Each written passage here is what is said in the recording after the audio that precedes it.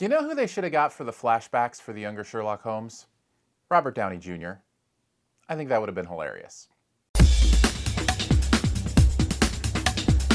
Mr. Holmes stars Ian McKellen as, well, Mr. Holmes, Sherlock Holmes, that is, in a story about his later years in life and him coming to terms with the differences in his cases as written by Mr. Watson and in his real life and what that might mean for him in these Twilight years. Speaking of Twilight, it's directed by the same person that directed the last couple Twilight movies. Bill Condon steps behind the camera, and don't let that worry you. There could not be two completely more different movies than this movie than the last two Twilight movies. This is a steady, well-paced look at a respected figure and a really interesting turn on his life. I really enjoyed this movie. I think a lot of that has to do with I'm kind of a Sherlock Holmes guy anyway. I love that sense of observation and solving mysteries just by being aware of the world around you.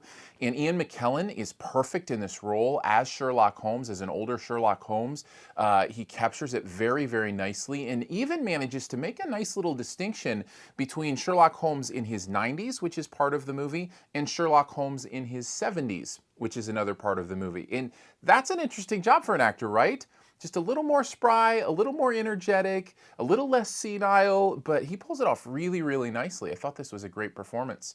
The performances around him are actually really good too, which is nice because sometimes you'll get that one bad performance and it'll distract from everything else. This doesn't really have that, and so it makes for a nice, consistent viewing experience. But the main reason I think it works is because it takes a Sherlock Holmes kind of semi-biography and incorporates it into a Sherlock Holmes mystery, and both parts of it work really well. The biography part works really well to explore themes of truth and fiction and those kind of nuances, and the mystery part works really well to incorporate the things you love about Sherlock Holmes mysteries. And not only that, it's kind of a double mystery because it's the mystery of what, Watson wrote and also the mystery of what Sherlock is trying to remember in his old age. And that was really interesting to me. The only problem I had with the movie is that it was a little slow at times. It's definitely one you kind of have to pace yourself into. You sit back and you let the story be told to you. If you go into it with an Avengers mindset, you're going to be bored. But if you can go into it with more of a sit, relax, and let somebody tell you a story mindset, I think it'll be fine. I actually didn't mind it that much.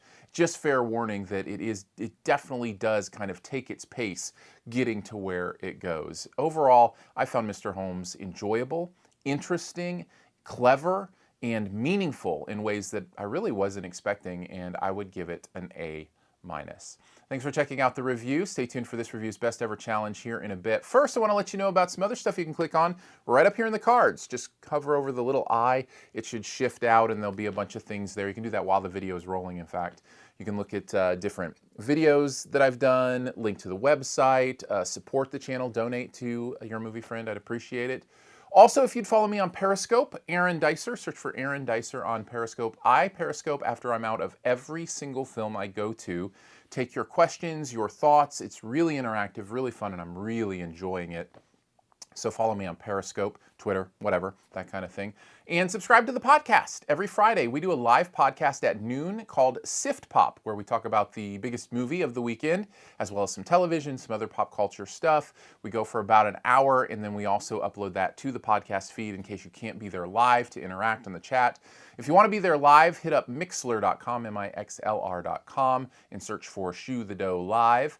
If you want to subscribe, search for SiftPop, SiftPop, in iTunes or Stitcher, or however you do your podcast. All right, let's do the best ever challenge. How about best ever detective movie for this one? So what is the best detective movie ever? Leave your choice in the comments. Also take a guess at mine. Here's my clue for my best detective movie ever.